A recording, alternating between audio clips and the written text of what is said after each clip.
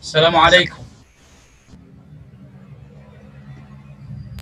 Waalaikumsalam warahmatullahi wabarakatuh. Waalaikumsalam warahmatullahi wabarakatuh. Waalaikumsalam warahmatullahi wabarakatuh.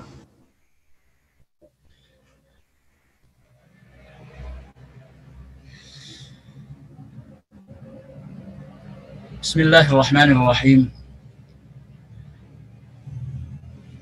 Alhamdulillahi rabbil alamin. Wa bihi nasta'inu ala umuri dunya waddin.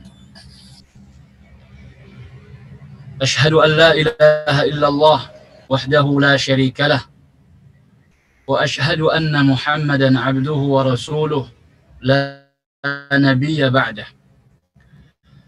Allahumma salli wa sallim wa barik ala nabiyyina Muhammad wa ala alihi wa sahbihi wa man tabi'ahum bi ihsanin ila yaumiddin. Amma ba'd.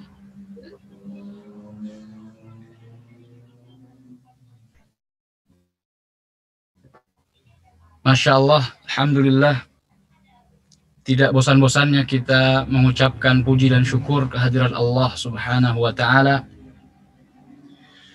Allah telah mempertemukan dan mengumpulkan kita di dalam majelis yang membahas sebuah tema atau judul yang sangat penting,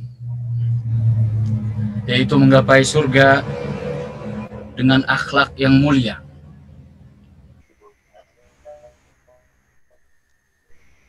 Atau bil lughatil arabiyyah dukhulul jannah bil akhlaqil karimah.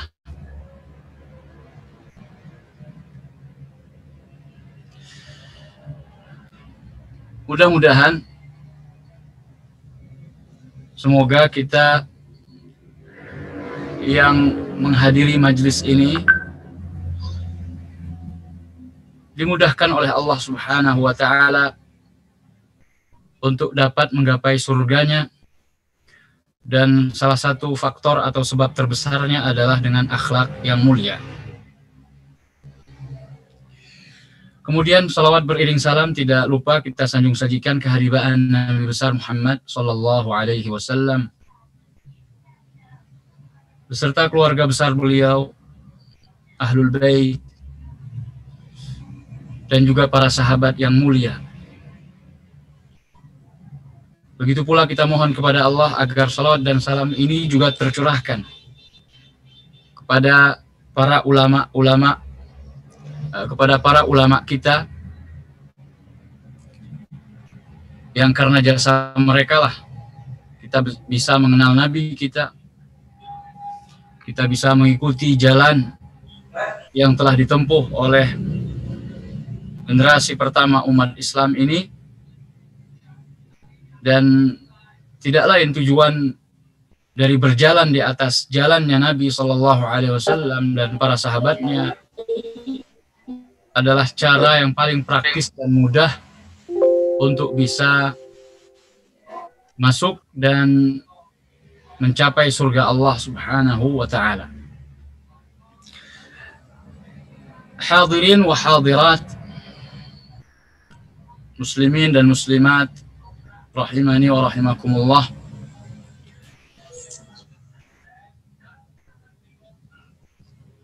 Berbicara tentang akhlak, ini merupakan skop yang sangat besar karena cakupannya sangat luas. Dia merupakan bab yang wasi', bab di mana semua lini kehidupan di sana ada perkara akhlak. Dan untuk kita jadikan sebagai ilustrasi, ketika kita misalnya bercermin, tentu semua kita sudah pernah melihat diri kita di cermin. Di sana ada doa yang dianjurkan untuk diucapkan ketika kita bercermin. Doa tersebut adalah ajaran Nabi kita Muhammad sallallahu alaihi wasallam. beliau mengajarkan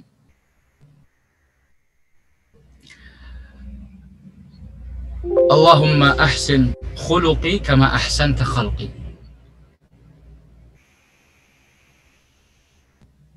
Doa bercermin itu diantaranya adalah Allahumma ahsin khuluqi kama ahsanta khalqi. Ya Allah, baguskanlah akhlakku sebagaimana Engkau telah membaguskan penciptaanku. Jadi kalau kita perhatikan di dalam redaksi hadis Nabi tersebut, khuluqi khalqi. Khuluqi ini akhlak yang kita sebut dengan akhlak. Khalqi ini yang kita sebut dengan penciptaan kita, tubuh kita. Jadi di sana ada dua unsur sehingga manusia disebut manusia. Yang pertama adalah unsur khalq, yaitu bagian zahir yang tampak. Tubuh manusia dengan segala macam sistemnya. Sistem pencernaan, sistem peredaran darah, sistem syaraf, dan sistem yang lainnya. Ini semuanya adalah berkaitan dengan khalq.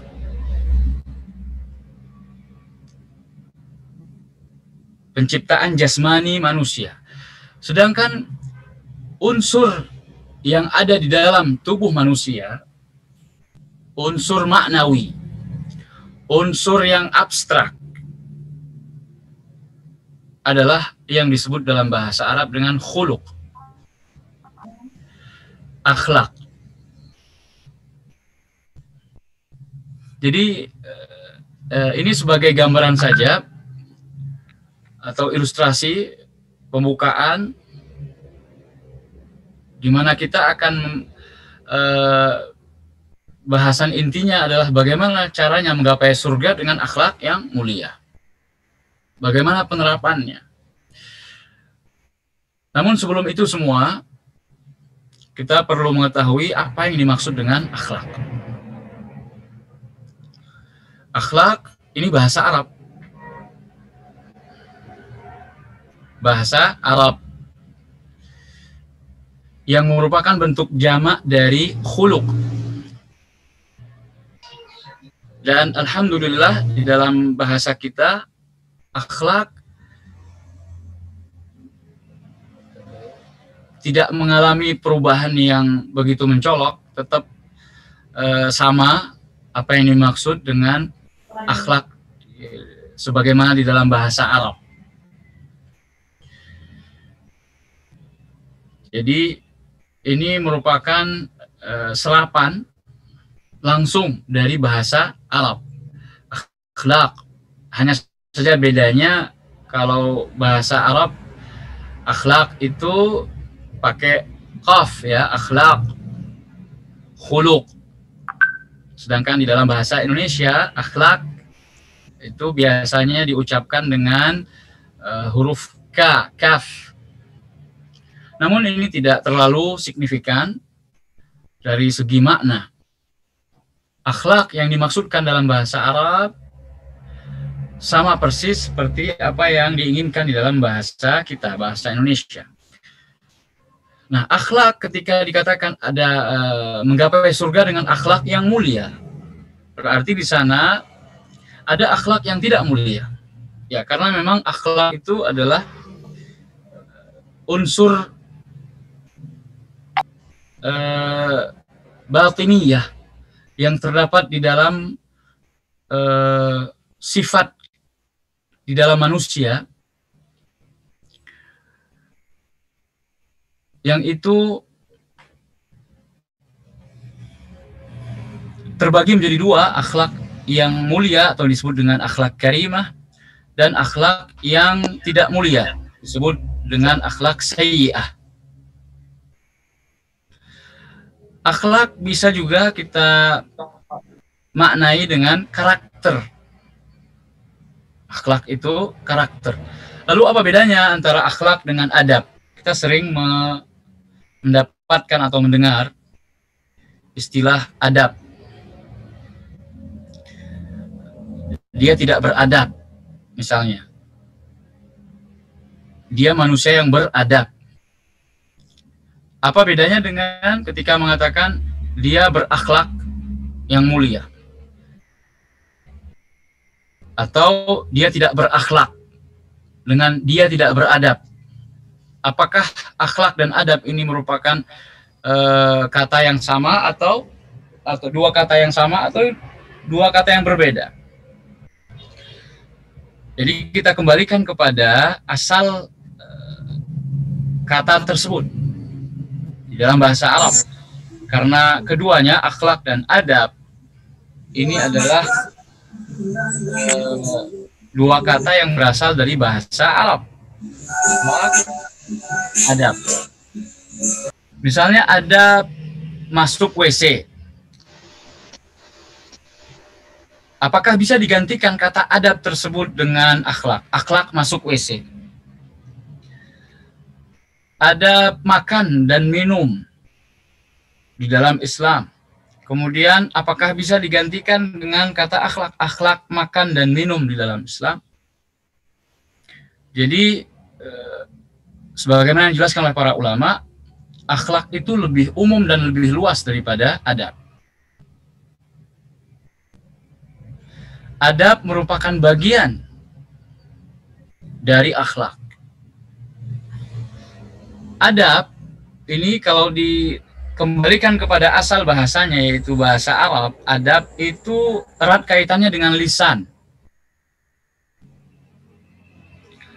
Adab itu erat kaitannya dengan lisan pada asalnya. Tetapi ketika sudah masuk ke dalam bahasa Indonesia, bisa jadi adab dan akhlak itu adalah dua kata yang serupa atau sama. Namun kalau dikembalikan ke dalam bahasa Arab, akhlak lebih luas daripada adab, karena adab adalah bagian kecil dari akhlak. Kenapa demikian? Karena adab itu erat kaitannya dengan lisan. Sebagaimana yang ma'ruf dan terkenal di kalangan ulama-ulama kita terdahulu, mereka mengatakan bahwa biasanya setiap anak-anak raja itu memiliki muaddib, guru yang mengajarkan bahasa. Guru yang mengajarkan bahasa Arab untuk anak-anak lingkungan kerajaan, anak-anak khalifah. Seperti muaddibnya Ma'mun. Ya, muaddibnya Ma'mun. Itu adalah orang-orang yang bertanggung jawab untuk mengajarkan anak-anak khalifah masalah bahasa yang terutama, agar mereka mendapatkan pelajaran bahasa yang penuh kesopanan dan kesantunan. Bagaimana cara berbicara dengan orang yang lebih tua, bagaimana cara berbicara dengan orang yang lebih muda di bawahnya atau yang sederajat dengannya. Namun pada perkembangannya, adab itu selain juga berkenaan dengan lisan, namun menyentuh juga hal-hal yang sifatnya di luar lisan, namun tidak banyak. Ya. Jadi kalau dikatakan adab dalam bahasa Arab itu maksudnya adalah sesuatu yang berkaitan dengan sastra. Makanya fakultas adab itu fakultas bahasa dan sastra.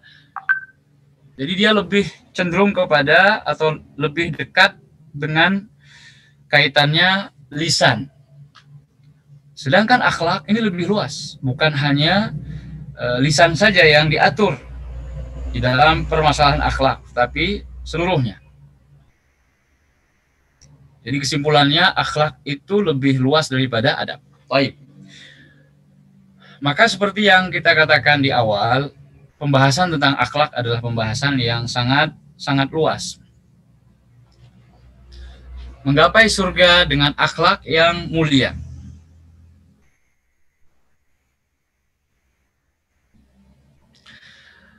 Karena memang kita tidak bisa masuk surga kecuali dengan akhlak yang mulia.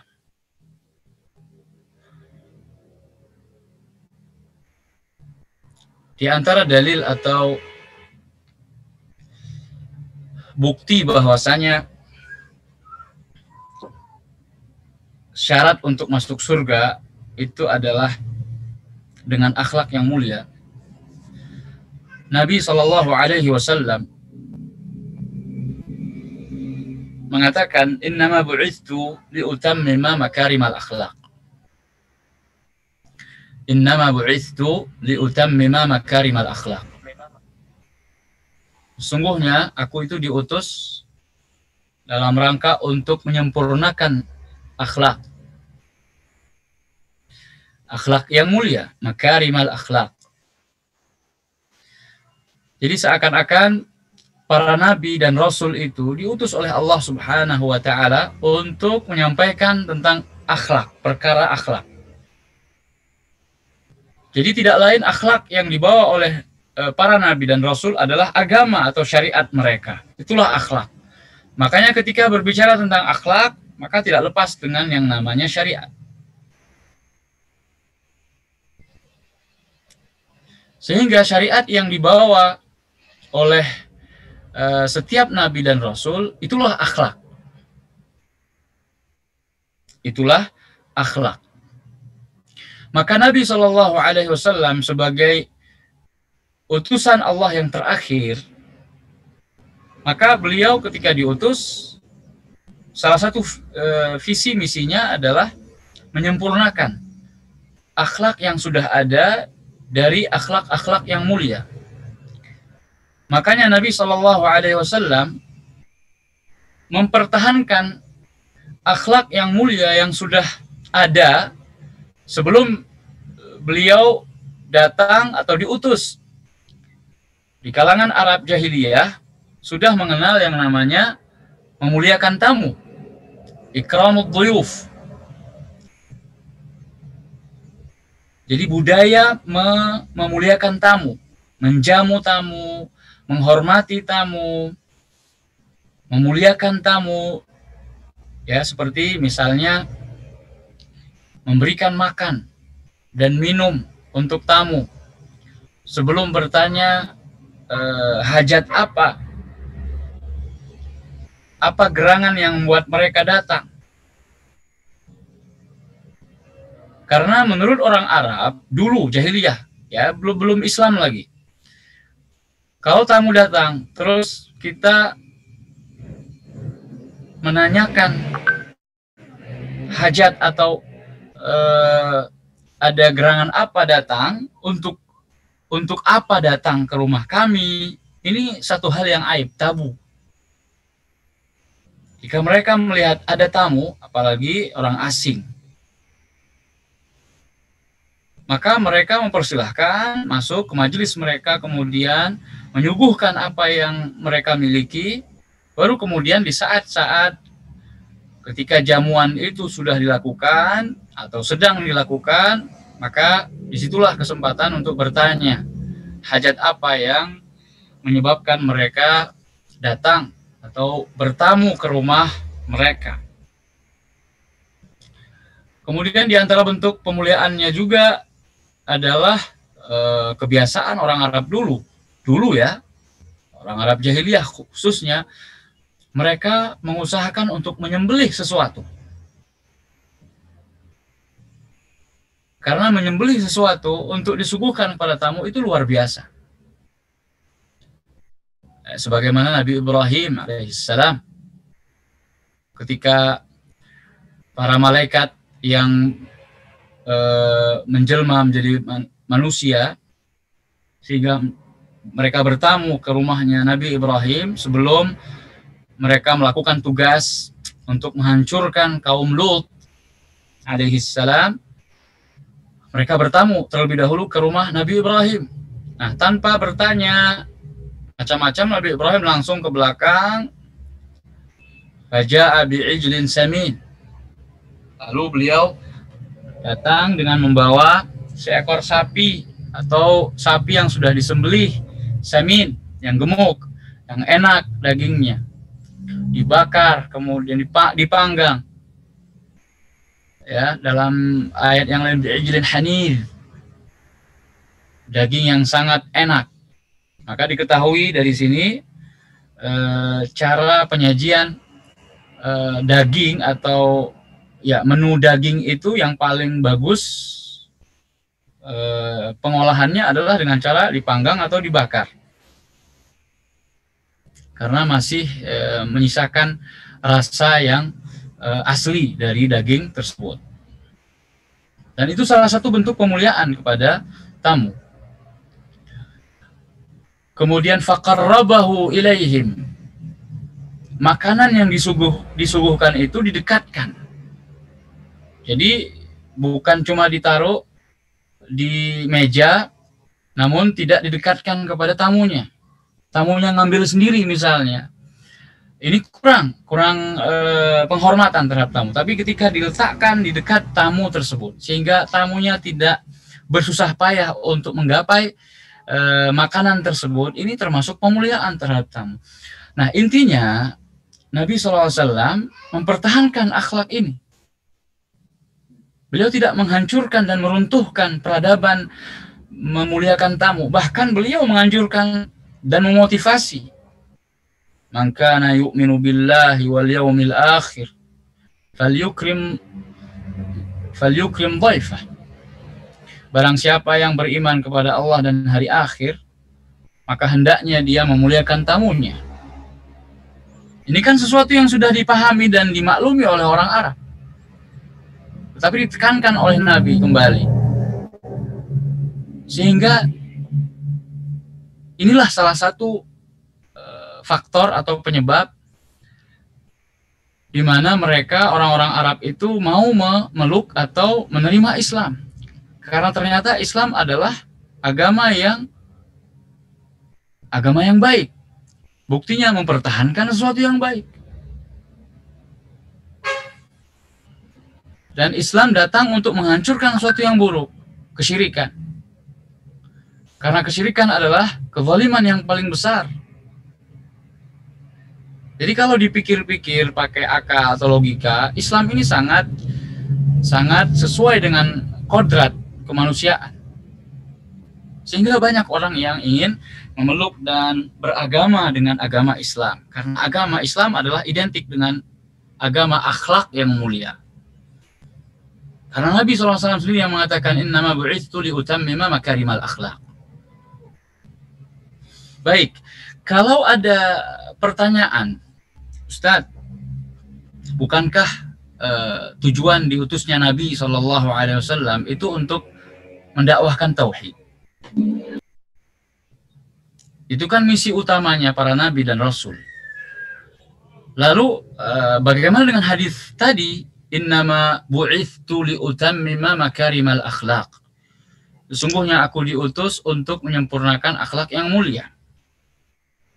Nah, kira-kira siapa yang bisa mengkompromikan antara pernyataan kita tadi atau tanggapan seseorang ketika mempertanyakan, bukankah Nabi Shallallahu Alaihi Wasallam itu diutus sebagaimana para nabi dan rasul sebelum beliau adalah untuk mendakwahkan tauhid? Lalu bagaimana dengan hadis innama bu'itsu liutammima makarimal akhlak? Apakah ini tidak bertentangan?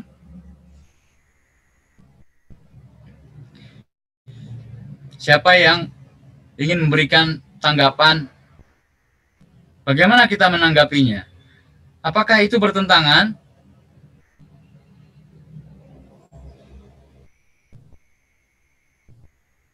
Coba siapa? Ini saya panggil ya namanya.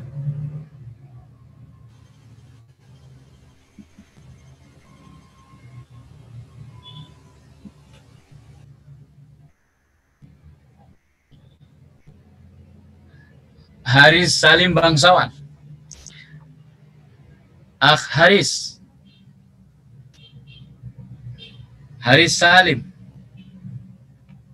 Mana orangnya ini? Ini ada orangnya nggak di depan?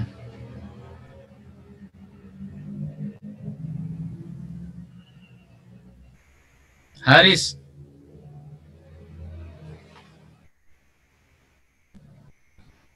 Mana ini? Cuma namanya aja.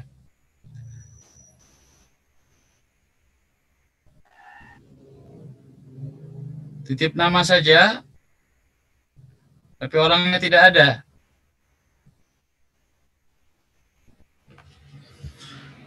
...260 orang yang ada di sini.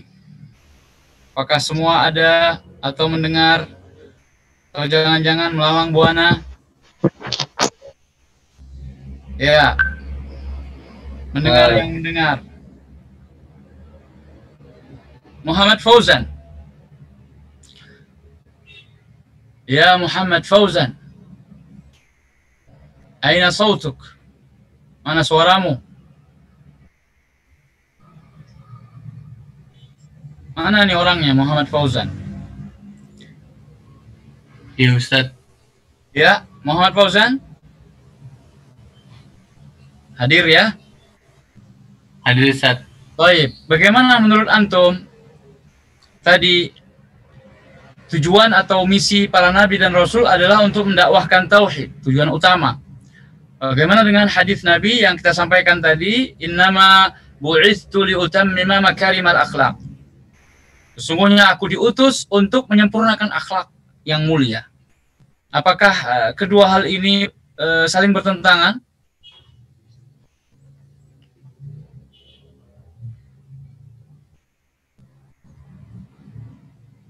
Muhammad Fauzan,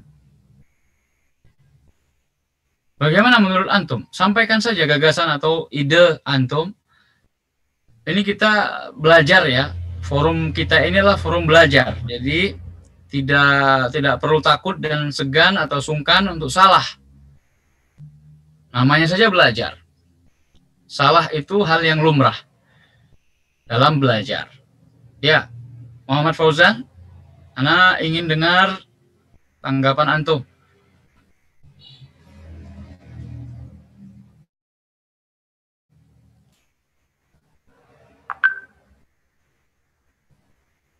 Muhammad Fauzan.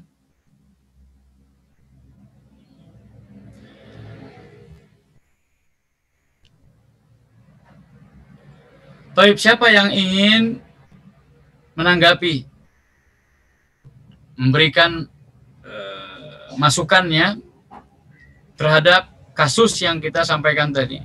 Kalau ada orang yang mempertentangkan atau mempertanyakan, bukankah misi utama tujuan dari diutusnya para rasul adalah untuk mendakwahkan tauhid? Lalu apa hubungannya dengan innama bu'itstu liutammima makarimal akhlaq? Sesungguhnya aku diutus untuk menyempurnakan akhlak yang mulia. Menjawab Ustaz. Siapa? Nama saya Sultan Syahrir. Sultan Syahrin, ahlan wa sahlan. Jadi Jurusannya saya di mana? jurusan saya dari ilmu ekonomi studi pembangunan Ustaz. Masya Allah. Marhaban. Ya, tanggapannya? Jadi menurut saya itu tidak bertentangan Ustaz. Karena orang yang bertauhid, orang yang beriman, niscaya akhlaknya juga akan bagus Ustaz. Semakin tinggi tingkat tauhid, tingkat keimanan seseorang, maka itu akan memperindah akhlaknya Ustaz.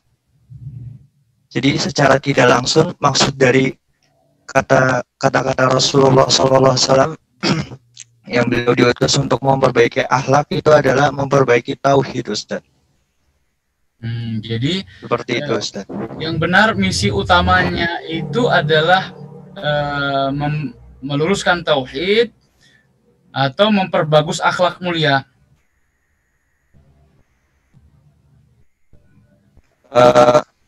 Meluruskan tauhid Ustaz. Karena secara tidak langsung juga untuk akhlak juga Ustaz. Ya, jadi tidak bertentangan ya. Sama sekali tidak bertentangan Ustaz. Ya. Ahsan. Baik, masih kita tampung satu pendapat lagi atau tanggapan yang lain, silahkan. Yang akhwat juga tidak masalah menyampaikan pendapatnya. Yang dari Putri, silahkan.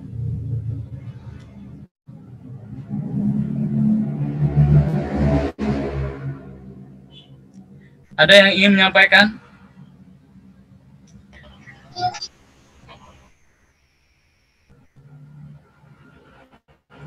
Ana inginnya kajian kita ini interaktif. Apalagi antum mahasiswa dan mahasiswi. Beda dengan masyarakat umum atau masyarakat awam, pengajiannya biasanya satu arah. Tetapi karena ini mahasiswa, maka ana inginnya dua arah.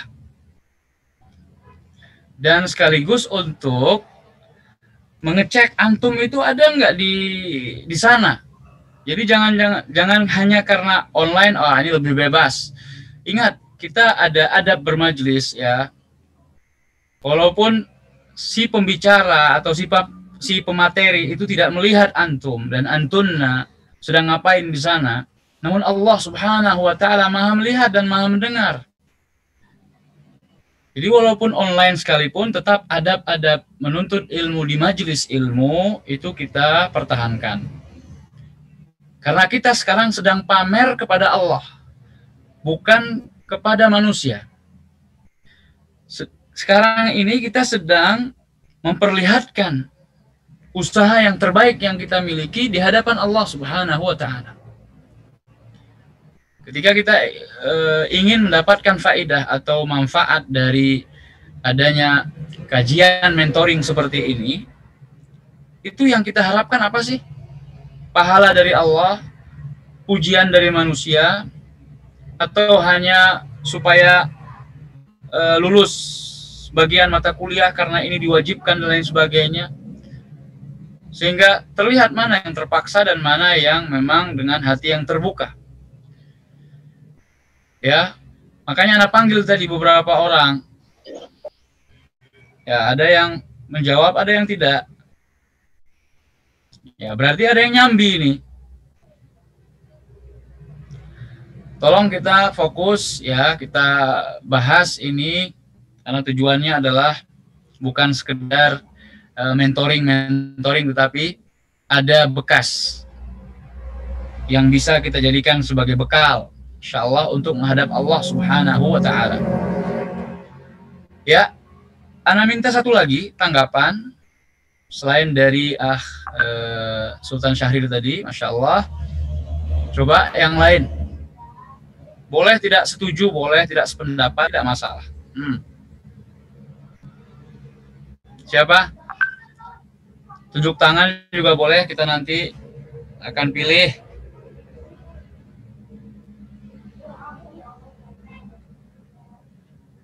Tunjuk tangannya dulu. Akan kita persilakan ya. Ya, Ustaz Chandra dari manajemen Ustaz. Chandra, tafadhol. Silahkan. Ya. Nah, Ustaz ya, menurut Ana itu benar ya, apa yang dikatakan Mas Sultan tadi kan memang misi utama para Rasul dan Nabi itu kan mendakwahkan tauhid atau mengisahkan Allah Ta'ala ya. Nah, tapi untuk akhlak masyarakat jahiliyah Arab dahulu itu untuk beribadah pada Allah itu masih buruk Ustaz. Contohnya mereka meyakini adanya Allah atau tauhid uluhiyah, akan tapi mereka tidak melaksanakan tauhid rububiyah atau beribadahnya itu menggunakan tawasul atau perantara gitu Ustaz. Jadi mungkin maksudnya hadis tersebut Rasulullah itu juga memperbaiki akhlak untuk beribadah pada Allah supaya tidak beribadah itu melalui perantara gitu Ustaz. Mungkin jawaban dari saya itu Ustaz. Tidak bertentangan berarti intinya ya. Lalu hubungannya antara misi tauhid dan misi akhlak mulia itu apa?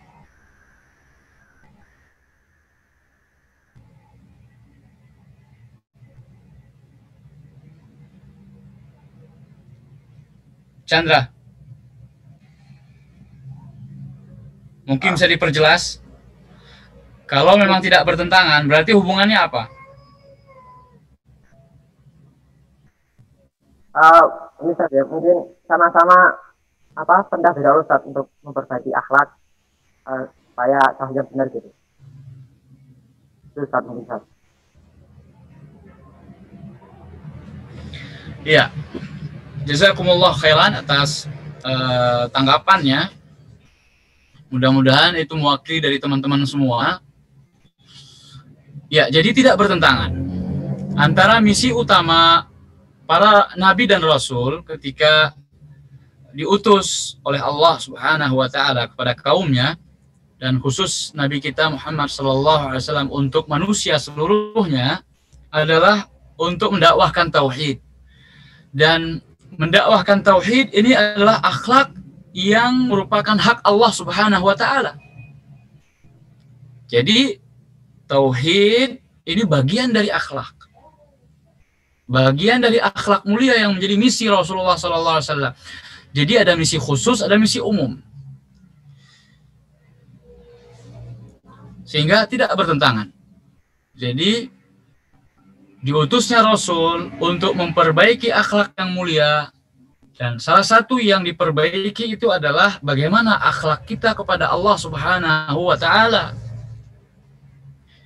Bagaimana seorang hamba menunaikan kewajibannya terhadap Allah Subhanahu wa taala. Ini namanya akhlak. Jadi jangan kita hanya berpikir bahwa akhlak itu adalah hubungannya antara sesama manusia saja atau sesama makhluk. Tidak. Tetapi juga akhlak itu terkait atau mengatur tentang hubungan antara makhluk dengan Khaliqnya. Ini akhlak. Akhlak kita kepada Allah Subhanahu wa taala bagaimana? Sudahkah kita menunaikan kewajiban atau sudahkah kita berakhlak yang mulia terhadap Allah Subhanahu wa taala? Nah, ini dibahas dalam tauhid, atau ini yang disebut di dalam istilah agama kita dengan tauhid. Sehingga tidaklah bertentangan. Kemudian penjelasan yang kedua, okelah kalau seandainya kedua kata itu merupakan istilah yang berbeda. Tauhid ya tauhid, akhlak ya akhlak. Misalnya tauhid itu yang berhubungan dengan akidah, keyakinan, ya, sesuatu yang tidak tampak karena terdapat di dalam hati, tidak terlihat.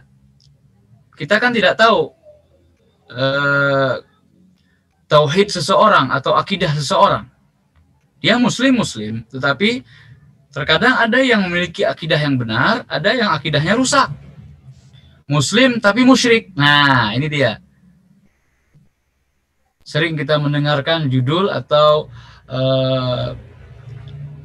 polemik seperti itu, ya. Muslim tapi musyrik. Muslim tapi akidahnya nggak benar. Ada. Karena memang nggak kelihatan. Karena tempatnya di dalam hati. Taib. Sedangkan akhlak ini adalah sesuatu yang pertama sekali yang bisa dilihat dan dirasakan oleh orang lain. Makanya Nabi SAW juga tidak melupakan sisi ini, bahwasanya beliau itu diutus adalah dalam rangka untuk memperbaiki akhlak, atau beliau akan konsen di akhlak. Dalilnya atau buktinya, coba kita lihat sekarang sejarah, ya. Mari kita melihat bukti itu dalam sejarah, karena sejarah itu adalah saksi. Sejarah itu sesuatu yang sudah terjadi dan itu menjadi saksi. Apa yang dilakukan oleh Nabi SAW ketika beliau saat-saat hijrah? Ya, saat-saat hijrah, beliau SAW lewat di ini di antara hal-hal yang dilakukan oleh Rasulullah SAW dalam peristiwa atau proses hijrahnya, ya, ke Madinah. Nah, dalam perjalanan itu beliau singgah di kemahnya Ummu Ma'bad. Singgah di mana? singgah di kemahnya Ummu Ma'bad. Beliau adalah seorang Arab atau wanita Arab yang ikut suaminya dan termasuk orang Baduy yang suka tinggal tergantung gembalaan mereka. Jadi mereka mencari tempat-tempat yang padang rumputnya banyak. Nah, Ummu Ma'bad ini bersama suaminya Abu Ma'bad. Mereka punya kemah yang tetap di Wadi Aqiq namanya, Wadi Aqiq. Itu wadi Madinah yang sangat terkenal. Jadi Rasulullah SAW dalam perjalanan hijrah itu setelah selesai urusannya dengan Suraqah bin Malik, karena Suraqah bin Malik ini yang akhirnya menemukan Nabi SAW dan Abu Bakar serta Abdullah bin Uraiqid yang mau menuju ke Madinah. Dan Suraqah ingin mendapatkan hadiah dari sembara yang dilakukan oleh siapa yang menemukan Muhammad dan sahabatnya, maka masing-masing orang tersebut akan mendapatkan hadiah sebesar diat. Satu diat itu 100 ekor unta. Berarti kalau menemukan keduanya dapat 200 ekor unta. Dan ini adalah hadiah yang besar. Suraqah bin Malik merasa ingin mendapatkannya dan dia sangat yakin sekali sudah bisa atau akan mendapatkannya. Dikejar Nabi SAW dan Abu Bakar As-Siddiq, kemudian terjadilah apa yang terjadi, yaitu kudanya terjerembab masuk ke dalam tanah dan akhirnya dia menyerah karena dia tahu, akhirnya yakin kalau itu doa dari Nabi SAW dan Abu Bakar. Nggak mungkin terjadi seperti itu. Maka dia minta dibebaskan. Dengan syarat dia akan menjamin keamanan Rasulullah SAW. Sehingga Rasulullah pun aman berjalan sampai ke Madinah. Nah, setelah itu Rasulullah SAW dan Abu Bakar serta penunjuk jalannya Abdullah bin Uraiqid singgah di kemahnya Ummu Ma'bad. Pada saat itu Abu Ma'bad sedang mengembalakan ternaknya. Jadi Ummu Ma'bad sendirian di kemah. Lalu Rasulullah SAW dan Abu Bakar serta ya rombongan Rasul lah, kita katakan rombongan Rasul ketika hijrah, mereka permisi, artinya minta izin untuk masuk. Dan kemah Ummu Ma'bad ini sudah terkenal. Jadi Ummu Ma'bad ini memang biasa kemahnya di situ, dan beliau kalau ada tamu yang singgah itu tidak segan-segan untuk menjamu tamu tersebut. Namun pada saat itu subhanallah sedang tidak ada apa-apa di rumah. Bahkan air saja tidak ada. Air untuk diminum tidak ada. Karena biasanya mereka kalau tidak ada air seperti itu, namanya padang pasir ya, jadi airnya sangat-sangat susah untuk didapat. Maka sebagai gantinya mereka memerah susu kambing atau ternak mereka. Kalau ternaknya unta ya susu unta. Namun pada saat itu ada seekor kambing kurus, kayaknya sakit gitu ya, mau meninggal. Biasanya kalau kambing-kambing yang mau meninggal itu dipisahkan dari kambing-kambing yang sehat supaya tidak menular.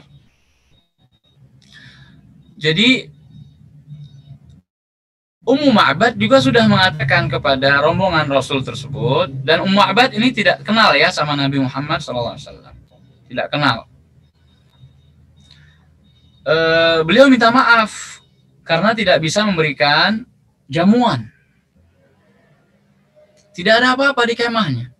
Jangankan daging, roti, ya macam-macam, air saja tidak ada. Jadi minta maaf sekali. Karena kebiasaannya menjamu tamu, tapi pada saat itu sedang tidak ada apa-apa. Lalu Rasulullah SAW minta izin, bolehkah saya memerah kambing tersebut?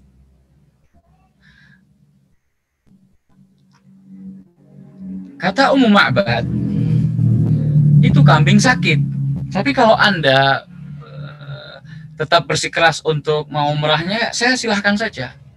Monggo, kalau memang ada susu ya alhamdulillah. Tapi ketahuilah itu kambingnya sedang sakit, kurus.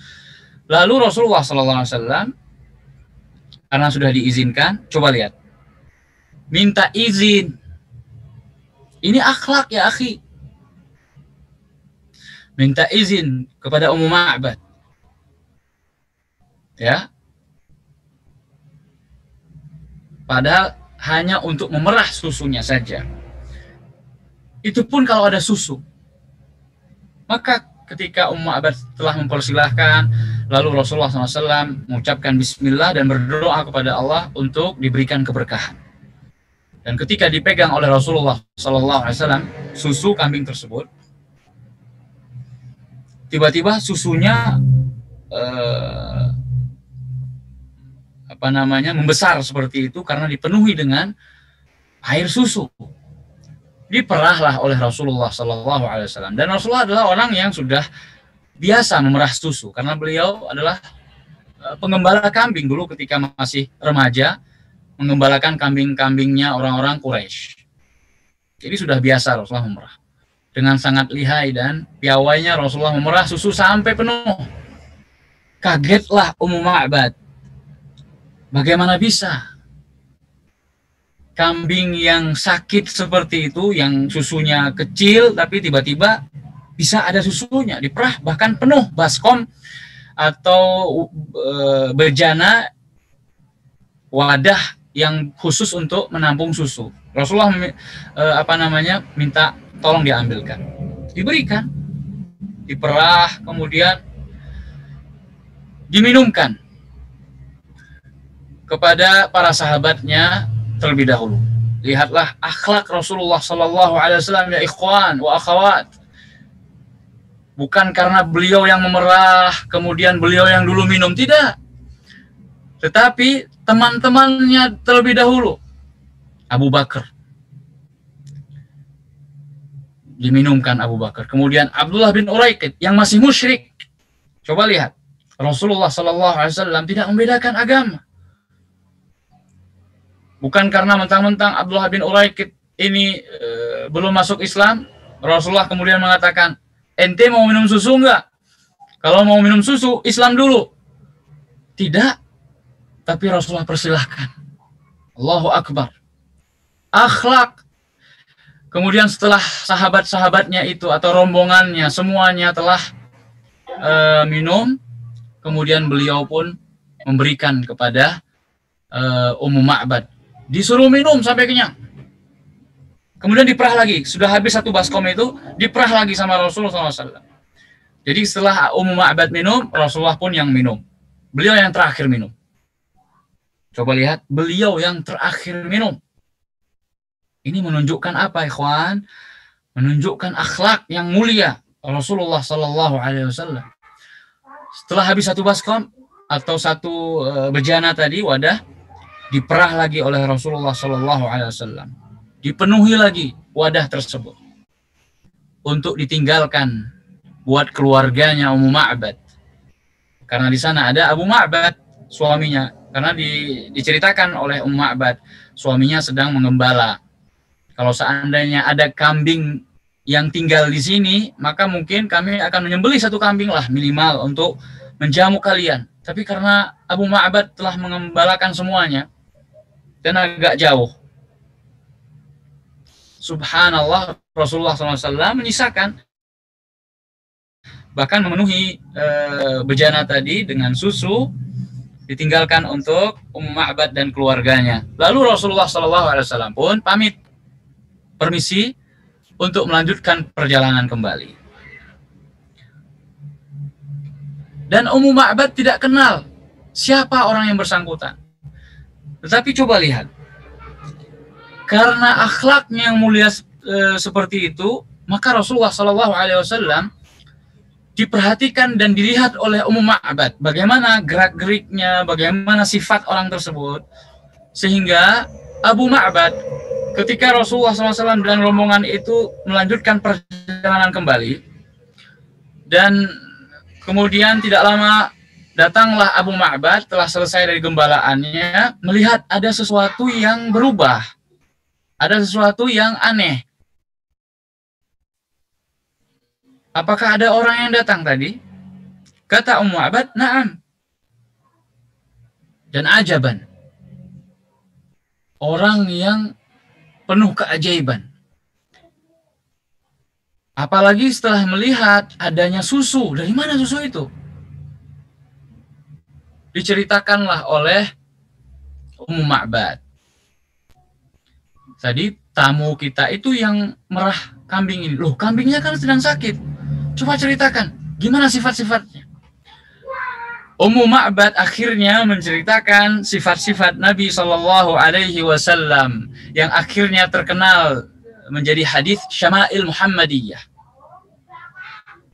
Hadis-hadis yang diceritakan oleh atau riwayat dari Ummu Ma'bad ini disebut oleh para ulama Syama'il Muhammadiyah. Artinya ciri-ciri Nabi Shallallahu Alaihi Wasallam.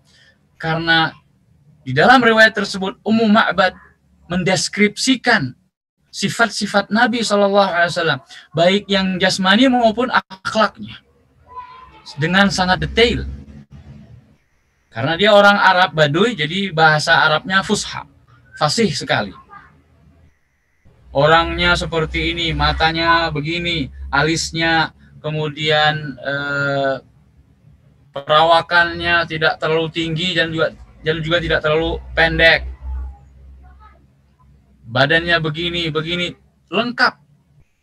Ini yang disebut dengan syama'il. Syama'il itu sifat-sifat yang menyeluruh dari seseorang. Maka adalah dan disusunlah kitab-kitab syama'il, seperti yang paling terkenal adalah Syama'il Tirmidzi. Kitab syama'il yang disusun oleh Imam Tirmidzi.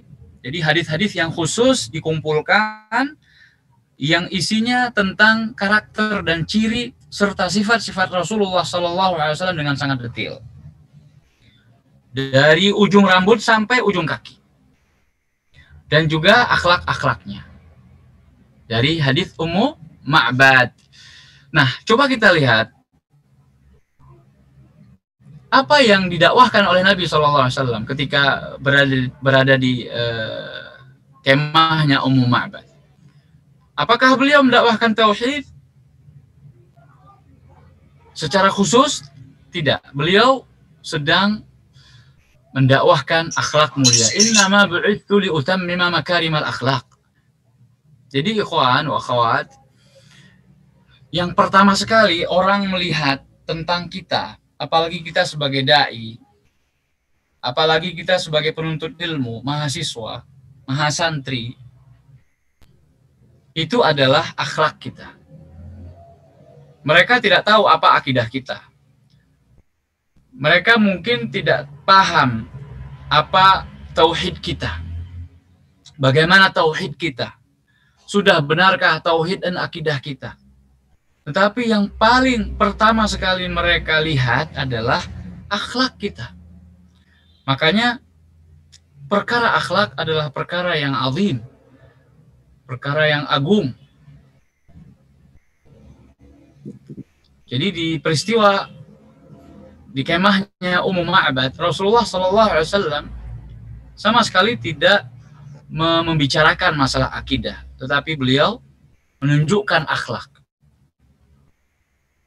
Minta izin, kesopanan, santun, bagaimana sikap kita terhadap teman-teman kita, memuliakan teman-teman kita dengan memberikan mereka minum terlebih dahulu.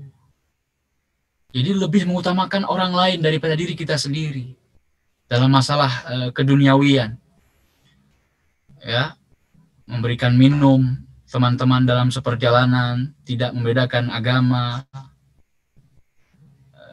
Kalau kita di jalan ketemu orang bannya kempes atau bannya bocor, sedang memperbaiki bannya, apa salahnya kalau kita tidak terburu-buru membantu?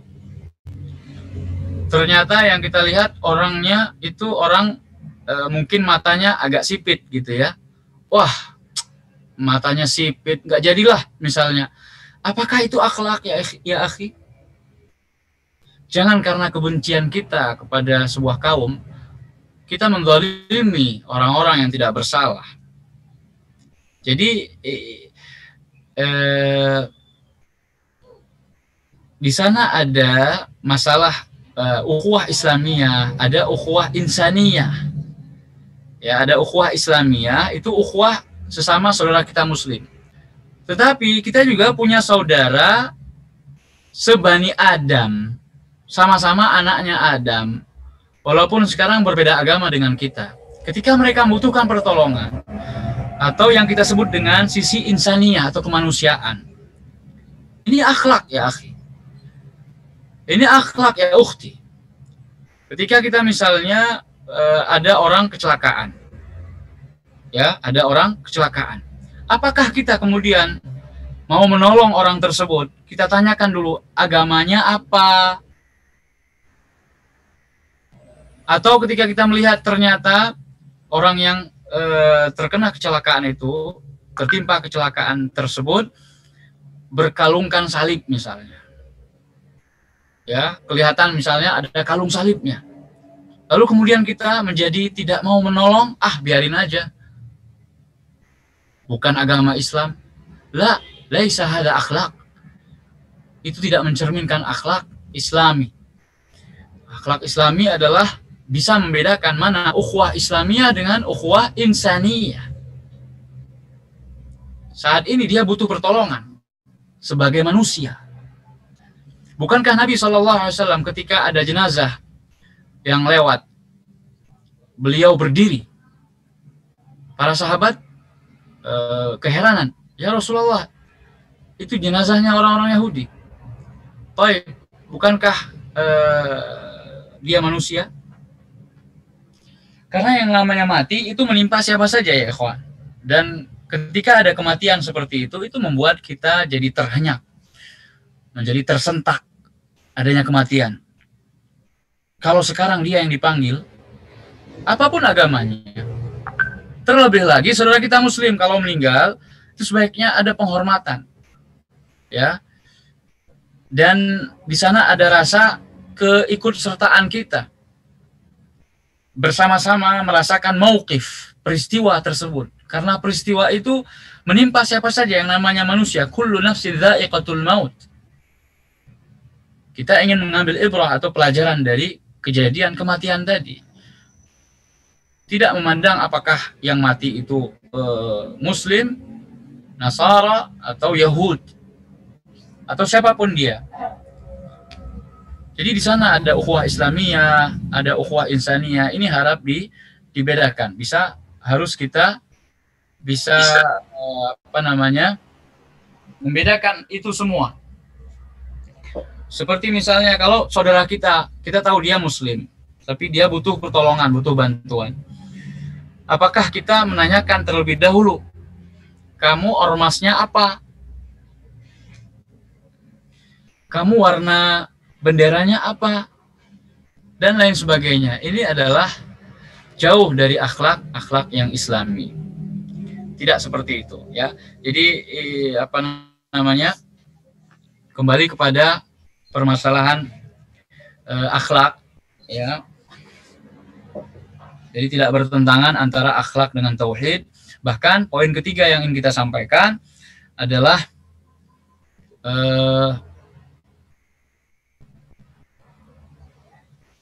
akhlak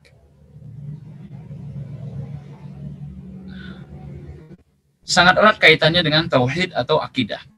Sebagaimana tadi sudah disinggung oleh salah satu dari teman kita yang berikan tanggapan, bahwa akidah yang benar itu akan memunculkan akhlak yang mulia. Akidah yang benar akan memunculkan akhlak yang mulia. Atau dengan kata lain, akhlak mulia itu merupakan hasil dari akidah yang lurus, akhlak yang mulia merupakan perwujudan dari landasan atau dasar yang kokoh, yang kuat, yang lurus, yang benar, yaitu akidah yang sahihah. Dalilnya, tadi di antara dalil sudah disebutkan, saya sudah menyampaikan hadis tentang anjuran berbuat baik kepada tamu. Contoh yang lain, maka yu'minu billahi wal yaumil akhir yukrim jarah. Barang siapa yang beriman kepada Allah dan hari akhir, maka hendaknya dia memuliakan tetangganya. Contoh hadis yang lain, maka yu'minu billahi wal yaumil akhir falyaqul khairan aw liyasmut. Barang siapa yang beriman kepada Allah dan hari akhir, maka hendaknya dia berkata yang baik atau diam. Ini kan akhlak. Coba lihat bagaimana Nabi Shallallahu Alaihi Wasallam mengaitkan antara akidah yang lurus, akidah yang benar, yaitu beriman kepada Allah dan hari akhir, dengan perkara-perkara akhlak. Di antaranya yang pertama tadi kita sebutkan, ikram dhaif, memuliakan tamu. Kemudian ikramul jar, memuliakan tetangga. Kemudian al-qaul bil khair atau as-samt, berkata yang baik atau diam. Kalau nggak bisa berkata yang baik, diam saja. Nggak punya sesuatu yang bisa diucapkan yang baik, ya sudah diam. Lebih banyak mendengarkan itu lebih baik daripada berkata namun tidak baik, berkata yang buruk. Nah, ini semua adalah cerminan atau perwujudan akhlak. Memuliakan tamu, memuliakan tetangga, berkata yang baik, bahkan diam itu sendiri adalah perkara akhlak. Termasuk perhiasan seseorang dalam akhlaknya adalah ketika dia lebih memilih banyak diam daripada dia menggibah, kemudian berkomentar yang menyebabkan suasana semakin keruh, yang menyebabkan pertikaian semakin panas. Jadi diam itu sendiri adalah akhlak. Bahkan disebut-sebut oleh orang-orang bijak sebagai perhiasan di antara perhiasan orang-orang saleh. Luzumus samt, bahasa Arabnya luzumus samt, berusaha untuk senantiasa diam. Jadi menjadikan diam itu adalah default, menjadi bagian pada saatnya diam saja, kecuali kalau ada hal-hal yang membutuhkan kita harus bicara. Dan ketika kita ingin berbicara, maka bicaralah yang baik atau yang benar. Ini adalah akhlak. Jadi bagaimana Rasul Shallallahu Alaihi Wasallam mengaitkan dengan uslub atau metode pensyaratan. Kalau dalam bahasa Inggrisnya if conditional. Man kana yu'minu billahi wal yaumil akhir. Barang siapa. If. Jadi mengaitkan dengan keimanan seorang. Mengaitkan dengan akidah. Artinya akidah yang lurus seharusnya melahirkan akhlak yang mulia. Yang dengan itu orang akan masuk surga. Jadi landasannya atau dasarnya yaitu akidahnya benar. Ya akidahnya Masya Allah luar biasa, tauhid, lurus, insya Allah akidahnya murni, sesuai dengan apa yang diyakini oleh Rasulullah dan para sahabat. Tetapi kok, nah ini dia. Tetapi kenapa di dalam hubungannya dengan sama manusia yang lain, orang ini akhlaknya kok luar biasa keras ya. Sangat kaku bergaul dengan yang lain. Mudah sekali memvonis orang. Maka kita lihat fenomena tahdzir, ya, fenomena boykot, memboikot antara sesama muslim, tidak menyapa saudaranya muslim, karena lain pengajian atau beda guru, beda ustadz dan lain sebagainya, beda kelompok pengajiannya, beda komunitasnya, padahal sama-sama muslim. Di mana akhlaknya? Lalu pertanyaannya, gimana tauhidnya? Jadi muncul pertanyaan-pertanyaan seperti itu. Kenapa? Karena pada asalnya, jadi dalilnya sudah jelas. Hadis Nabi SAW, Nabi mengaitkan antara perkara keimanan seseorang dengan akhlak. Barang siapa yang betul-betul beriman kepada Allah dan Rasul-Nya, beriman kepada malaikat Allah dan kitab-kitabnya, beriman kepada hari akhir, dan beriman kepada takdir Allah Subhanahu wa Ta'ala, maka dia harus memuliakan tamunya, maka dia harus memuliakan tetangganya, berbuat baik kepada tetangga. Nah, jadi idealnya memang seperti itu. Akhlak itu muncul atau merupakan hasil dari tauhid dan akidah yang benar. Seharusnya orang yang memiliki akidah yang lurus hendaknya bersikap atau berakhlak yang mulia. Karena masih banyak kita jumpai orang pengajiannya Masya Allah, ngaji tentang tauhid, ngaji akidah terus, Masya Allah, rutin ngaji akidah. Tetapi hubungan dengan tetangganya nggak baik.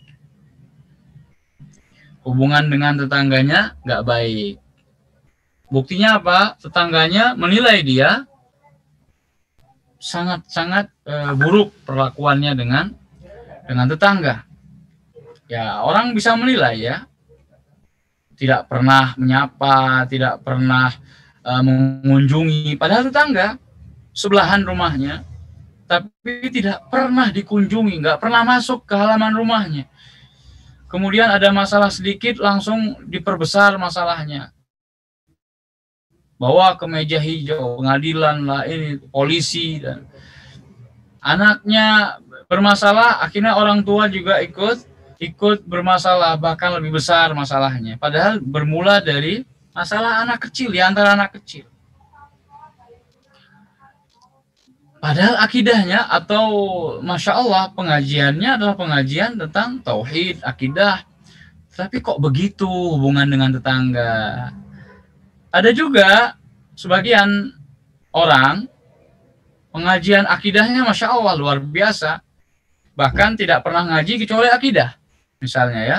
Tapi kalau masalah hutang, Masya Allah, ketika minta hutangan, ingin berhutang, Masya Allah, pasang muka orang fakir miskin, pasang muka orang baru habis kecelakaan, ya. Tapi ketika sudah jatuh tempo, SMS, WA tidak dibalas-balas, bahkan ganti nomor, bahkan sudah tidak ada sudah tidak terdengar kabarnya, nggak pernah kelihatan batang hidungnya, selalu berusaha untuk menghindarkan diri dari temannya yang menghutangi. Kaif, di mana akhlaknya coba? Minimal membalas SMS temannya yang sudah berjasa baik telah memberikan hutang. Masalah belum bisa bayar, bisa minta maaf. Memang betul-betul belum bisa bayar. Tapi masalahnya sekarang orang hanya mengandalkan afwan akhi, afwan ukhti. Kalau udah masalah duit atau mengembalikan hutang, jadi seakan-akan hutang itu balas atau tidak perlu dikembalikan. Hutang wajib dikembalikan ya ikhwan. Masalah dia nanti memaafkan, artinya ya sudah, untuk kamu saja, nggak usah dipulangkan. Alhamdulillah. Tapi harus ada usaha yang benar dari kita untuk mengembalikan hutang tersebut. Karena hutang adalah janji. Dan janji harus ditepati. Nah, ini akhlak. Semuanya terkait dengan akhlak. Toib, sekarang jam berapa? Ini ngomong-ngomong sudah jam 10 lewat 10. Subhanallah. Toib, Afwan Ustaz, mungkin sekarang sesi tanya jawab. Sesi tanya jawab ya. Baik, sesi tanya jawab. Nanti ada hal-hal yang belum Ana sampaikan di antara poin-poin yang sudah Ana siapkan, akan Ana sampaikan di sela-sela tanya jawab. Tafadhal. Sekarang Ana serahkan kembali ke moderator untuk membuka sesi tanya jawab.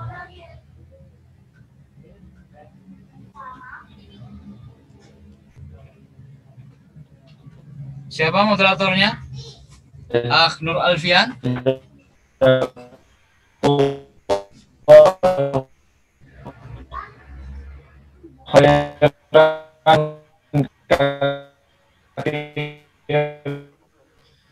Mohon maaf, suaranya putus-putus. Ya, suara moderator putus-putus. Yang dalam menyampaikan materinya.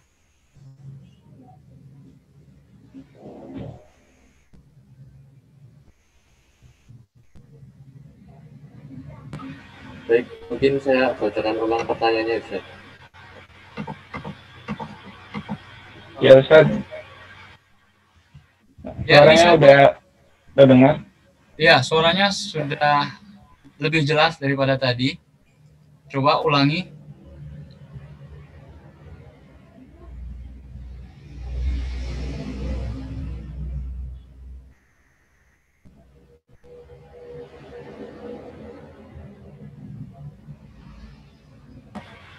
Baik.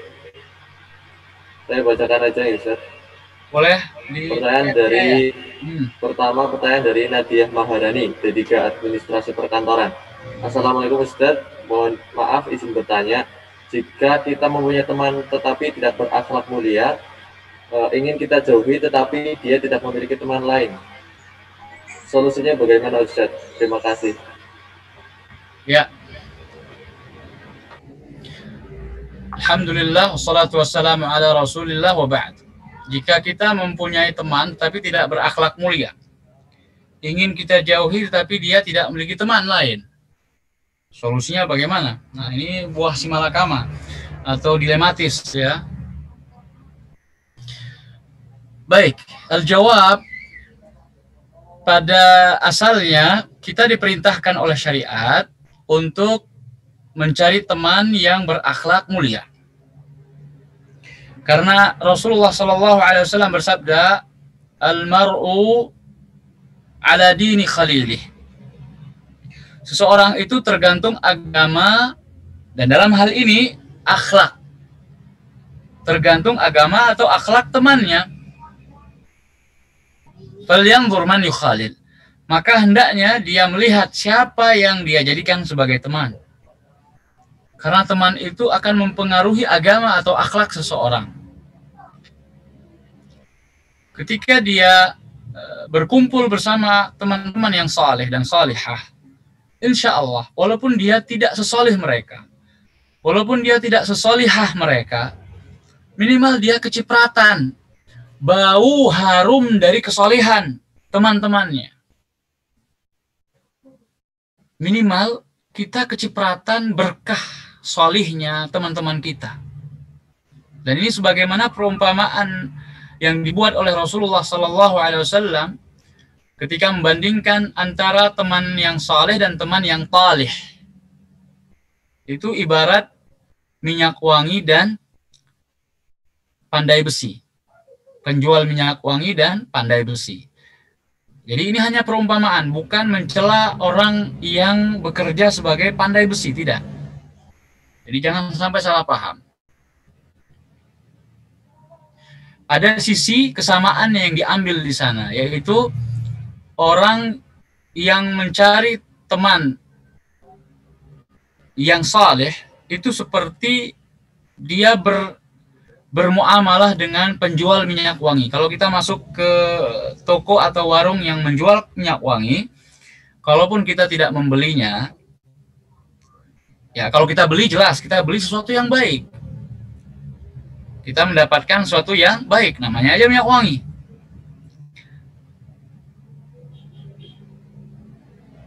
Hatta ketika minyak wanginya itu oplosan sekalipun, ya dioplos, artinya tidak murni atau tidak asli misalnya, tapi tetap saja wangi, walaupun kadarnya berkurang.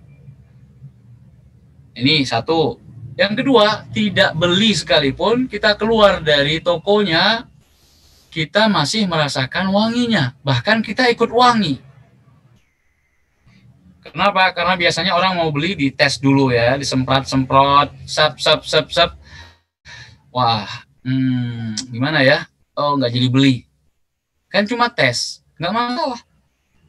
Atau biasanya diberi kertas itu, ya kertas itu disemprotkan dengan minyak wangi tadi, tester, terus dikipas-kipasin, terus kita hirup, dan itu kita bawa pulang bahkan kembali. Kalau kita nggak jadi beli, kita beruntung dapat kertas yang sudah disemprot oleh minyak wangi tadi. Kita bawa kemana-mana masih harum, masih kita sampai ke rumah masih menyisakan sisa wangi. Sedangkan orang yang mencari teman yang buruk itu seperti bergaul dengan pandai besi. Artinya kita usahanya orang yang sedang melakukan pandai besi, ya tukang las, tukang yang bersangkut paut dengan besi dan sebagainya. Itu mereka sedang ngelas seperti itu. Kalau kita dekat, mungkin kita bisa kena apinya, mungkin kita bisa terbakar. Ya, pandai besi dulu, pandai besi yang menggunakan api yang sangat panas untuk membuat barang-barang seperti pedang, ya, pisau, benda-benda tajam, pokoknya benda-benda dari besi, membuat alat-alat rumah tangga dan lain sebagainya. Dan baunya itu tidak enak. Kalau kita nggak terbakar apinya, ya, tidak tersakitkan dengan alat-alat yang ada, minimal kita keluar dari usahanya dia tersebut atau rumahnya tadi, kita mendapatkan bau yang tidak sedap, bau yang tidak enak. Kita nggak melakukan apa yang dilakukan oleh teman-teman buruk kita misalnya, tetapi kita bisa mendapatkan efek. Kita melihat mereka seperti itu, maka akan terekam di benak kita. Nah, yang satu saat itu bisa menjadi bahan bagi syaitan untuk membisikkan dan menggoda kita agar melakukan hal yang sama seperti dilakukan oleh teman-teman kita. Penasaran, gimana sih rasanya? Ternyata ketika dicoba sedikit-sedikit, kok enak dan sebagainya. Nah, disinilah bahayanya bergaul dengan teman yang buruk. Kita tidak bisa menjamin diri kita. Maka pada asalnya kita wajib untuk mencari teman yang baik, yang berakhlak mulia. Kalau ada teman yang berakhlak tidak mulia, maka memang harus dijauhi. Masalah nanti dia tidak memiliki teman lain, insya Allah dia akan mencari teman, dan ketika melihat kita sudah berakhlak mulia, misalnya dia ingin berteman dengan kita, ahlan wa sahlan. Jadi menurut saya perkataan tetapi dia tidak memiliki teman lain, ini tidak bisa diterima begitu saja, karena dia bisa mencari teman yang lain. Ya, ketika kita tinggalkan karena akhlaknya yang buruk, sebagai pelajaran buat dia, karena kita sudah nasihati, saya tidak mau berteman dengan Anda kalau Anda seperti itu. Maka minimal akan membuat dia berubah. Kalau tidak berubah, pasti dia mencari teman yang lain. Dan ketika dia ternyata mencari teman yang sejenisnya, artinya yang sama-sama berakhlak tidak mulia, kita sebagai temannya dulu yang sudah berusaha menjauhi dia, tapi tetap harus memberikan nasihat secara terus-menerus, secara kontinu. Insya Allah, Allah akan memberikan hidayah kepada teman kita tersebut. Nah,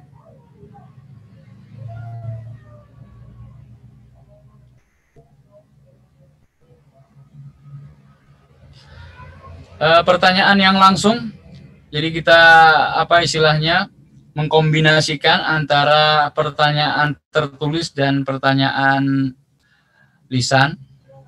Silahkan bagi yang ingin langsung bertanya.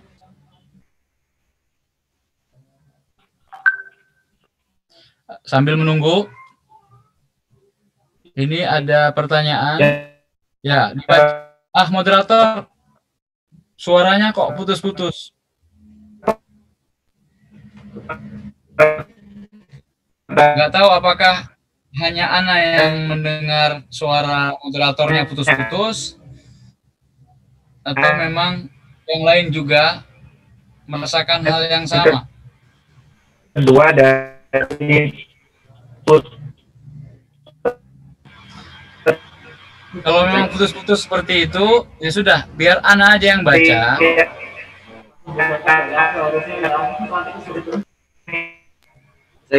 Ya mungkin moderator sinyalnya masih buruk ya. Mungkin saya yang bacakan aja Ustaz. Ya, silakan. Siapa ini? Dari Nur Alfian. Nur Alfian, tafadhol. Saya hanya akan membacakan pertanyaan dari teman-teman ini. Ini dari Putri Yani Safanah, jurusan akuntansi. Izin bertanya, bagaimana jika seseorang tidak memiliki akhlak yang mulia, tetapi memiliki adab yang tergolong baik? Bagaimana cara menyeimbangkan agar dia memiliki akhlak yang mulia juga memiliki adab yang baik? Syukur Ustaz. Ya, ini kaitannya dengan perbedaan antara akhlak dan adab. Sebagaimana tadi sudah kita sampaikan bahwa adab itu lebih khusus daripada akhlak. Adab bagian kecil dari akhlak. Adab itu lebih dekat atau terkait dengan lisan. Adab itu lebih cenderung kaitannya dengan lisan. Sedangkan akhlak itu bukan hanya lisan. Baik, bagaimana jika seorang tidak memiliki akhlak yang mulia, ya secara umum, tapi dia memiliki adab yang tergolong baik. Kalau ngomongnya baik gitu ya, tapi akhlaknya belum mulia, gitu. Bagaimana cara menyeimbangkan agar dia memiliki akhlak yang mulia juga memiliki adab yang baik? Ya, semua harus diusahakan. Sebagaimana dia mengusahakan bisa berucap atau bisa bertutur kata yang sopan dan santun, maka begitu pula sikap-sikapnya yang lain yang ditunjukkan oleh selain lisannya. Mimik wajahnya, senyumannya, kemudian tangannya, ya, dan anggota-anggota badan yang lainnya, sikapnya yang lain seperti mudah marah, ya, masalah temperamen, masalah lapang dada, sabar, dan yang lainnya. Jadi akhlak ini lebih luas, lebih umum daripada sekedar adab. Bagaimana menyeimbangkan? Ya, kalau seimbang, kalau kita katakan apa istilahnya, menyeimbangkan sesuatu itu kalau sejajar ya. Tapi ini masalahnya adalah umum dan khusus. Jadi kalau untuk adab dia sudah dapatkan, sudah memiliki adab yang tergolong baik, maka tinggal mengusahakan bagian akhlak yang lain yang belum mulia. Dia harus mengusahakan atau dia harus belajar, berusaha bagaimana caranya supaya akhlaknya selain lisan itu bisa juga mulia sebagaimana lisannya. Ya, tinggal diusahakan saja ya, ukhti. Ya, tinggal harus ada usaha yang kuat dari seseorang tersebut untuk memperbaiki akhlaknya yang lain. Ya. Soal yang berikutnya. Ya, baik, Ustaz. Ini ada 2 soal lagi. Apakah kalau misal sampai pukul 10.30 apakah cukup ya, Ustaz? 2 pertanyaan. Kita tambah waktunya, nggak masalah, sedikit. Baik, Ustaz. Ya. Ini dari pertanyaan dari Sultan Syahrir. Assalamualaikum Ustaz, izin bertanya. Selain menjadi cerminan keimanan akhlak, selain menjadi cerminan keimanan, akhlak merupakan cerminan dari kedalaman ilmu seseorang. Tapi saya sering melihat banyak orang yang berilmu namun tidak berakhlak. Bagaimana itu bisa terjadi, Ustaz? Ya, tadi sudah kita sebutkan ada orang yang ilmunya Masya Allah luar biasa dalam tetapi akhlaknya kurang. Ya, ini sebenarnya dia tidak berilmu yang dalam. Karena orang yang ilmunya dalam, tentunya akhlaknya mulia.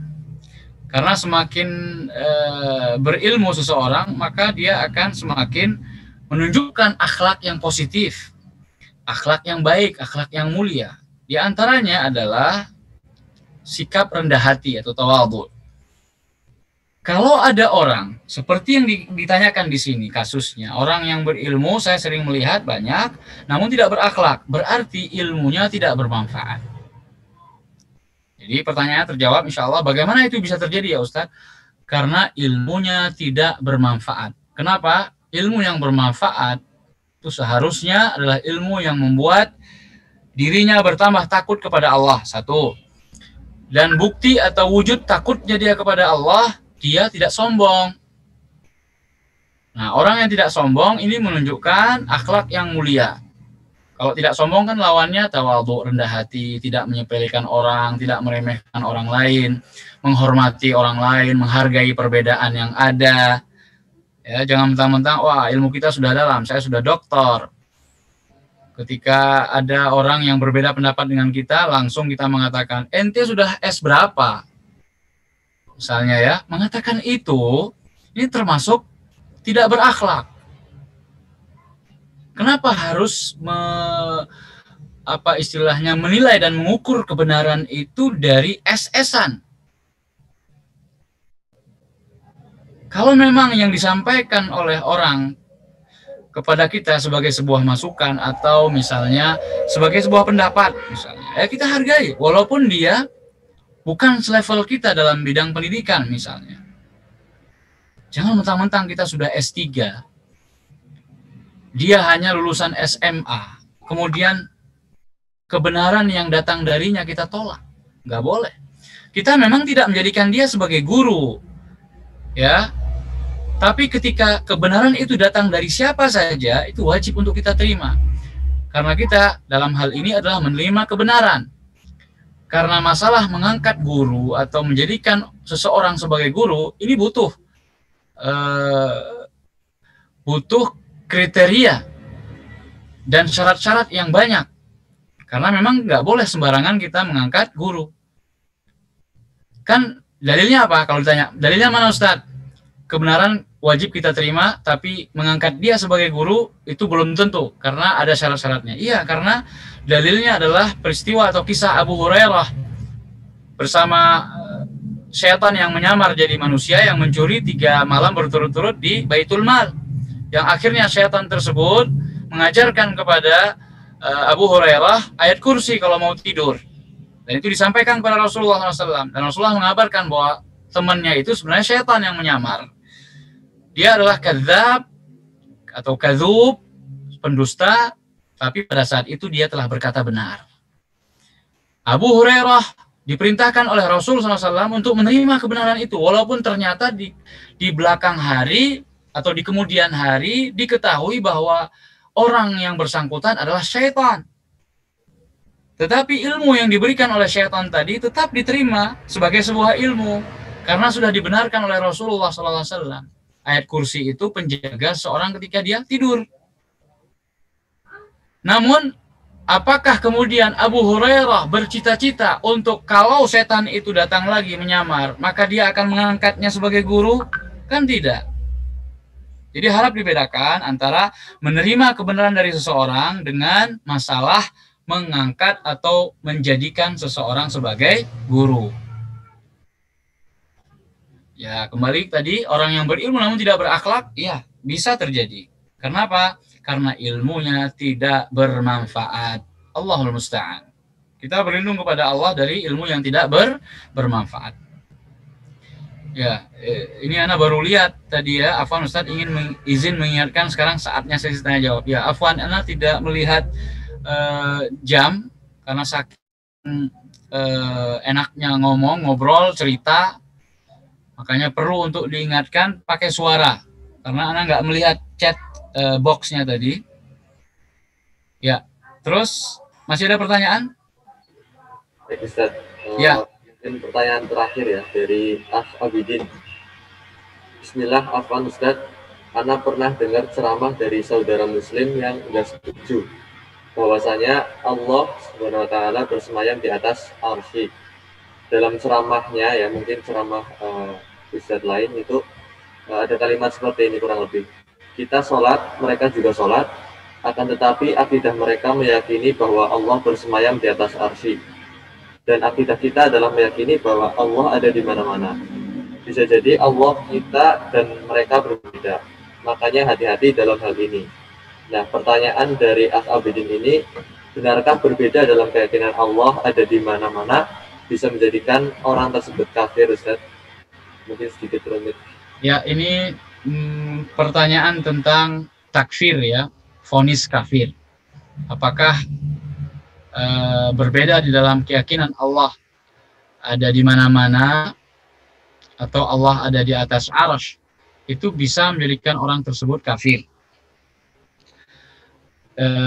Nabi SAW telah menegaskan dalam bentuk pengujian kepada seorang budak wanita, dan hadisnya sahih, tidak diragukan lagi tentang kesahihannya, kecuali orang-orang yang memang tidak suka. Nabi bertanya, Aina Allah? Di mana Allah? Lalu budak wanita tersebut mengatakan, Fis sama, di atas langit. Lalu Nabi SAW mengatakan, A'tiqha fa innaha mu'minah.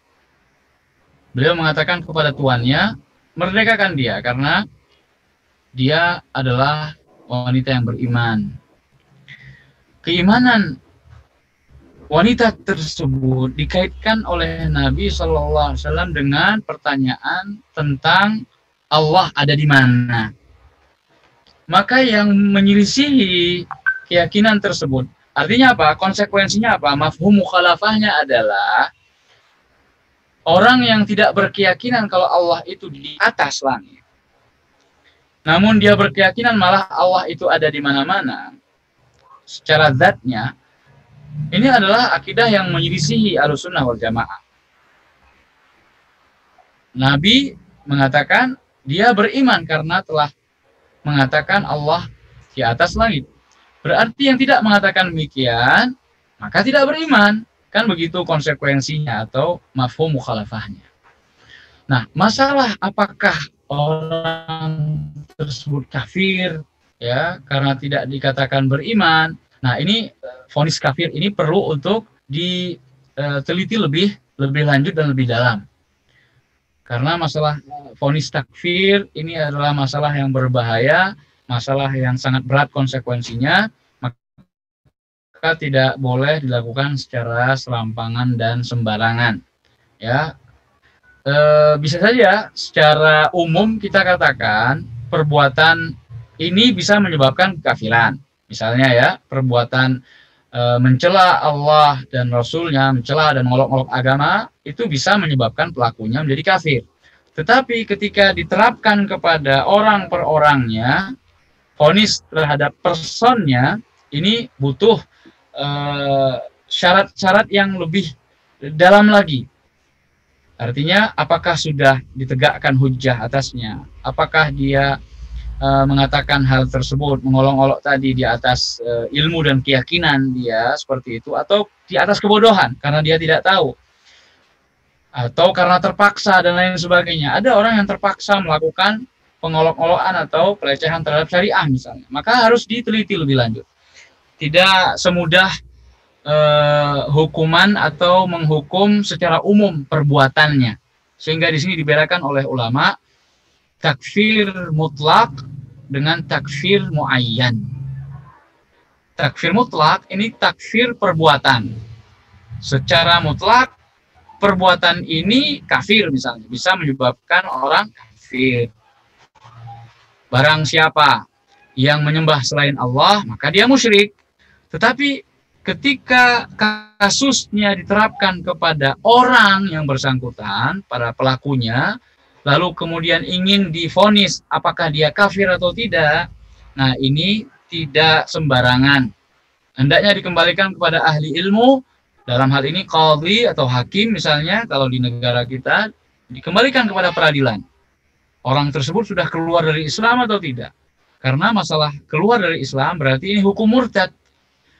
Kalau hukum murtad konsekuensinya besar dan berat, ya. Jadi maka sebaiknya ya kita belajar dulu atau kita sampaikan yang benar pada orang yang berbeda dalam masalah akidah tersebut. Karena perbedaan dalam masalah akidah ini menyebabkan seorang dikatakan ahlu sunnah atau tidak. Ya, berbeda akidah ini berbahaya. Karena bisa menyebabkan orang itu tidak termasuk ahlu sunnah wal jamaah ketika dia menyimpang dalam akidah ahlu sunnah wal jamaah. Nah, akidah ahlu sunnah wal jamaah bagaimana tentang zat Allah subhanahu wa ta'ala ada di mana? Sebagaimana dalam Al-Quran dan hadis Rasulullah SAW dan ijma' para ulama. Ya, Ar-Rahmanu 'alal 'arsy istawa, ayat-ayatnya jelas. Allah itu beristiwa. Beristiwa itu artinya tinggi, di atas. Berada di atas, namun tidak membutuhkan. Dan bagaimana istiwanya, wallahu a'lam, disesuaikan dengan kebesaran dan keagungan Allah Subhanahu wa ta'ala. Tentunya setiap sifat Allah yang dimiliki oleh Allah itu sebagaimana layaknya zat Allah Subhanahu wa ta'ala. Jadi seperti keagungan dan kebesaran yang dimiliki oleh Allah Subhanahu wa ta'ala. Hanya Allah yang tahu hakikatnya. Namun secara makna itu orang atau siapa saja yang paham bahasa Arab maka akan mengetahui dan memahami maknanya istiwa itu adalah ala wartafa, tinggi. Jadi Allah secara zat itu di atas arash. Karena aras adalah makhluk yang paling tinggi, tidak ada makhluk di atasnya lagi. Sehingga disebut sebagai sakful makhluk, sakful khalaiq, atap dari seluruh makhluk yang diciptakan oleh Allah. Dan di atas aras itu adalah Allah Subhanahu wa ta'ala. Namun Allah tidak membutuhkan aras, tapi justru aras lah yang membutuhkan Allah Subhanahu wa ta'ala. Namun ilmu Allah itu yang ada di mana-mana, sehingga jangan sampai salah paham. Ya, kalau dikatakan Allah ada di mana-mana, ilmunya, ya kita nggak langsung memvonis orang yang mengatakan Allah ada di mana-mana juga kafir, itu tidak bisa. Kita harus tanya dulu, ya maksudnya Allah di mana-mana itu apa? Zatnya atau sifatnya? Di antara sifatnya adalah ilmu. Maka kalau kita katakan ilmu Allah di mana-mana, maka itu benar. Ilmu Allah ada di mana-mana. Karena tidak ada satu tempat pun di muka bumi ini, kemudian di langit, dan di antara keduanya, di alam semesta ini, yang tidak diketahui oleh Allah Subhanahu wa ta'ala. Tidak ada suatu tempat pun, suatu apapun yang luput dari ilmu Allah Subhanahu wa ta'ala. Ya, mungkin demikian saja. Baik, Masya Allah. Mungkin sudah semua pertanyaan terjawab, Ustaz. Ya, alhamdulillah. Nah, demikianlah kajian mentoring untuk pagi hari ini ya, teman-teman. Mungkin boleh Ana tutup dengan kesimpulan. Oh, iya, Nanti baru antum yang tutup. Ya, Ustaz. Ya. Positif. Baik, kesimpulannya ya ikhwan.